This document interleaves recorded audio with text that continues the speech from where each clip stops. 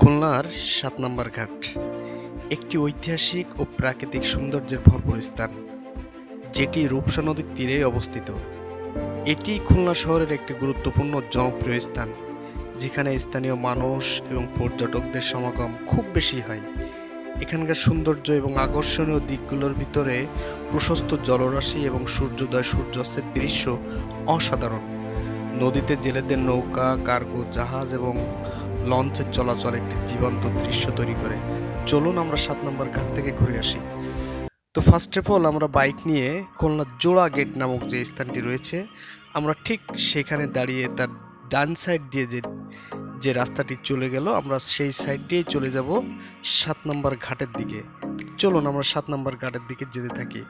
আপনারা দেখবেন দুই সাইডে অনেক সুন্দর দৃশ্য দেখতে দেখতে সাইড দিয়ে বাম সাইডে যে রোডটা চলে গেল, কিছু দূর গিয়েই সেই রোড দিয়ে কিন্তু আপনার ৭ নম্বর ঘাটের দিকে চলে যাব। সো অলরেডি আমরা সেই ৭ নম্বর ঘাটের একেবারে কাছেই চলে আসছি। দেখতেই পাচ্ছেন আমরা কিন্তু চলেই আসছি সেই ৭ নম্বর ঘাটে। কি সুন্দর বিকালের দৃশ্য, যেটি কিন্তু আপনার মন ভালো করার জন্য যথেষ্ট। যারা ভাবছেন যে পরিবার পরিজন নিয়ে একটু মনটাকে ফ্রেশ করার জন্য কোথায় ঘুরতে যাবেন, তাদের জন্য একটা বেস্ট প্লেস কিন্তু এই ৭ নম্বর ঘাট হতে পারে।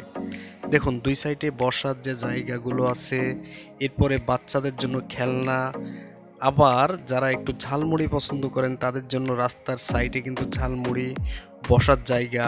আপনি চাইলেই কিন্তু এই ৭ নম্বর ঘাট থেকে বিভিন্ন ট্রলার এবং ছোট ছোট যে বোট, স্পিড বোটগুলো আছে, সেগুলো ভাড়া করে নিয়ে, অর্থাৎ তাদের কাছ থেকে আপনি নিয়ে আপনি কিন্তু নদীতে ঘুরে আসতে পারবেন, যেটি আপনার মনটাকে আরও উৎফুল্ল করে তুলবে।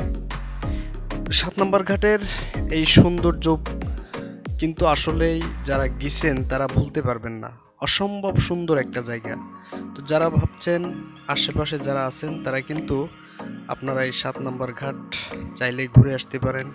যারা বাইকে আসবেন তারা আসতে পারেন, যারা মনে করেন বাইকে আসবেন না তারা কিন্তু অবশ্যই ইজি বাইক এবং যে কোনো ধরনের যানবাহনে করে আপনি জাস্ট খুলনা জোড়া গেটে চলে আসলেন, অথবা আপনি যদি মনে করেন যে আপনি ডাক বাংলা হয়ে আসবেন ভিতর দিয়ে, সেটাও কিন্তু সম্ভব।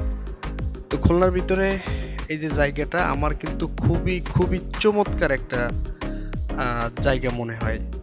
অন্তত বিকেল টাইমটা আপনি বন্ধু বান্ধবী এমনকি প্রিয়জন পরিজন নিয়ে যদি ঘুরতে আসেন, তাহলে এই জায়গাটাই কিন্তু বেস্ট চয়েস হইতে পারে।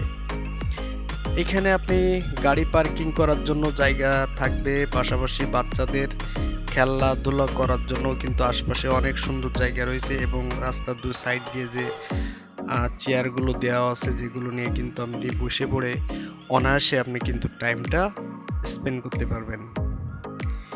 এছাড়াও দেখুন কত সুন্দর একটা আবহাওয়া, বিশেষ করে গরমের সময় বা ঠান্ডার সময় যে কোনো পরিবেশে কিন্তু আপনি ৭ নম্বর ঘাটে আসতে পারেন। এখানে আসায় যে আপনার কোনো বাধ্যবাধকতা, কোনো পরিবেশ এরকম কোনো না। আপনি শীতকালেও আসতে পারেন, গরমের টাইমেও আসতে পারেন। বিশেষ করে বিকাল টাইমটা আপনি কিন্তু সময় কাটানোর জন্য একটা বেস্ট অপশন হিসাবে বেছে নিতে পারেন।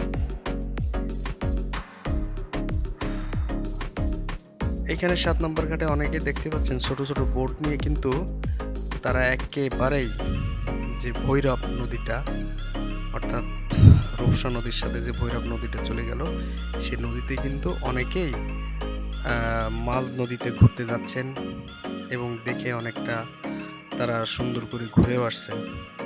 তো সব মিলিয়ে মোটামুটি এই ছিল ৭ নম্বর ঘাট নিয়ে এতটুকুই। তো পরবর্তীতে হয়তো দেখা হবে অন্য কোনো ভিডিও নিয়ে।